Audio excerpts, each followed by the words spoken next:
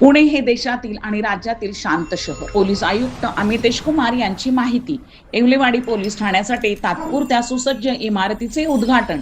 काही घटनेच्या आधारे पुण्यात गुन्हेगारी वाढल्याचा नॅरेटिव्ह सेट केला जात आहे. असे असले तरी अधिकृत आकडेवारीनुसार पुणे हे राज्यातील आणि देशातील सुरक्षित व शांत शहरापैकी एक आहे. कायदा व सुव्यवस्था राखण्यासाठी पोलीस दल कटिबद्ध असून प्रत्येक अधिकारी व कर्मचारी प्रामाणिकपणे काम करत असल्याचे पोलीस आयुक्त अमितेश कुमार यांनी सांगितले. येवलेवाडी येथे आयोजित कार्यक्रमात ते बोलत होते. यावेळी आमदार योगेश टिळेकर आणि विविध लोकप्रतिनिधी, नागरिक आणि पोलीस अधिकारी उपस्थित होते. यावेळी अमितेश कुमार म्हणाले की राज्य शासनाने गेल्या 2 वर्षात पुणे शहरासाठी 12 नवीन पोलीस ठाण्यांना मंजुरी दिली आहे. येवलेवाडी, फुरसुंगी, मांजरी, आंबेगाव, लोहेगाव, लक्ष्मीनगर, बाणेर यासारख्या भागांमध्ये नवीन पोलीस ठाण्यांची स्थापना करण्यात आली आहे. या पोलीस ठाण्यांसाठी आवश्यक मनुष्यबळ उपलब्ध करून देण्यासाठी राज्य शासनाने मोठ्या प्रमाणावर भरती प्रक्रिया राबवली असून अलीकडेच 800 पोलीस कर्मचाऱ्यांची निवड करण्यात आली आहे. प्रशिक्षण पूर्ण झाल्यानंतर हे कर्मचारी सेवेत दाखल होतील.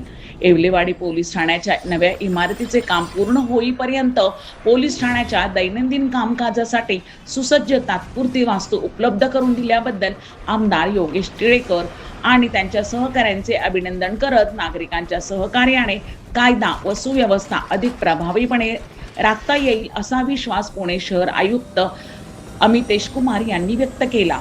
फुटपाथवरील अनधिकृत व्यावसायिक आणि रात्री उशिरापर्यंत सुरू राहणाऱ्या तात्पुरत्या आस्थापनावर कारवाईबाबत त्यांनी भूमिका स्पष्ट केली.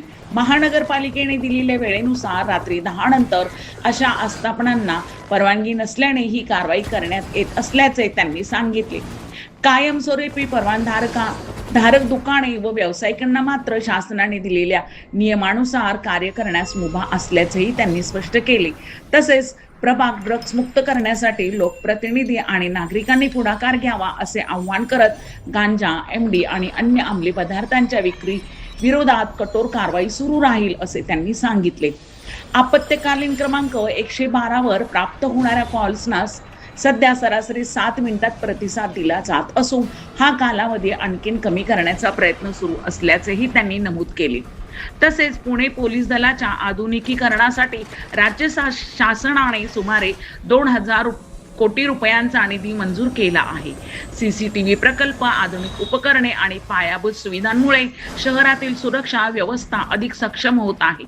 कार्यक्रमाच्या शेवटी नागरिकांनी पोलीस प्रशासनाला सहकार्य करण्याचे आवाहन करत सुरक्षित आणि शांततापूर्ण पुणे घडविण्यासाठी सर्वांनी एकत्रितपणे काम करण्याची गरज असल्याचे त्यांनी सांगितले. येवलेवाडी परिसरात वाढत्या लोकसंख्येमुळे गुन्हेगारीचे स्वरूप बदलत आहे. हे नवीन पोलीस स्टेशन किती प्रभावी ठरणार? 100% राज्य शासनाने मागचे 2 वर्षात शहरात 12 नवीन पोलीस स्टेशन दिले होते. जिथे जिथे गरज होती, ज्या प्रस्ताव आम्ही पाठवले होते त्यांना मान्य करून त्यांनी दिले होते. येवलेवाडी परिसरात अत्यंत गरजेचे होत आहे पोलीस स्टेशन, कारण जे कोंडवा पोलीस स्टेशनमध्ये पूर्वी या परिसर असायचे त्याचे क्राईम अत्यंत मोठ्या प्रमाणात असायचे. त्याचे तपासामध्ये जितके गरज आहे तितके अटेन्शन तिथे देणे शक्य होत नव्हता. आता नवीन पोलीस स्टेशन स्थापित सँक्शन झाली. माननीय आमदार साहेबांनी त्यांची टीमनी एक नवीन वास्तू आम्हाला करून देणार आहे आणि टेम्पररी आज हे स्थानांतर या परिसरात झालेली आहे. 100% या परिसराचे लोकांची अपेक्षा पूर्ण करण्यासाठी पोलीस दल आणखी प्रभावशाली, आणखी कार्यक्षमतेने काम करतील याचे मला पूर्ण विश्वास आहे. नवीन 12 पोलीस स्टेशन झालेले आहेत. 12 पोलीस चौकी झालेत.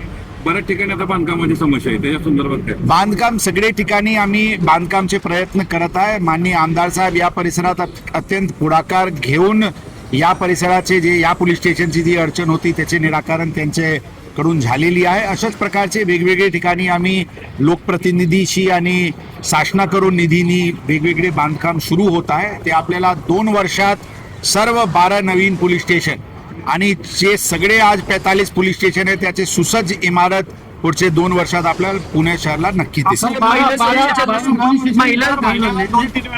पुण्यामध्ये आपले गृहमंत्री जे आहेत देवेंद्रजी फडणवीस दर महिन्याला 2-3 वेळा तरी पुण्यामध्ये असतात. या ज्या आस्थापनांच्या बिल्डिंगा होण्यासाठी आपण त्यांच्याकडे काही पाठपुरावा केलाय. 100% त्यांनीच सँक्शन केले, पोलीस स्टेशन त्यांनीच सँक्शन केले. या पोलीस स्टेशनचे इमारतीसाठी त्यांनी प्रस्ताव मान्य केली. आणि खरं मी आमच्या भाषणात सांगितले की शासनाने एकच वेळी 12 नवीन पोलीस स्टेशन देणे, त्याचे इमारती सँक्शन करणे, त्याच्यासाठी 1800 नवीन मनुष्यबळ देणे ही महाराष्ट्रात आजपर्यंत कधी झाला नाही. पुण्यात पण 20-25 वर्षापासून नवीन पोलीस स्टेशन स्थापित झाला नव्हता. हे प्रथम वेळी आहे. आणि त्याचे परिणाम जे लोक आमचे मेगा भरती आता पोलीसची झाली 3 महिन्यापूर्वी आमचे कर्मचारी ट्रेनिंगला गेलेले आहेत, ते 6-7 महिन्यात परत येतील ट्रेनिंग करून. आणि आणखी जोरात आम्ही शहरात कायदा सुव्यवस्था बाधित करण्यासाठी प्रयत्न करतो. पुण्यात जड वाहनांना पूर्णपणे बंदी आहे, तरी मोठ्या प्रमाणात जड वाहनं जड वाहन बद्दल पूर्ण एक नवीन नोटिफिकेशन काल काढण्यात आलेली आहे.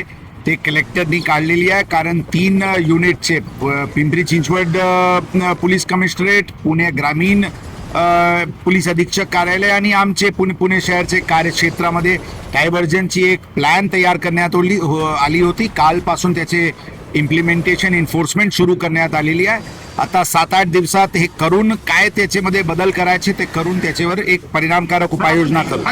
काय सांगाल येथील स्थानिक नागरिक? पारस मुठ्ठा यांचा रिपोर्ट.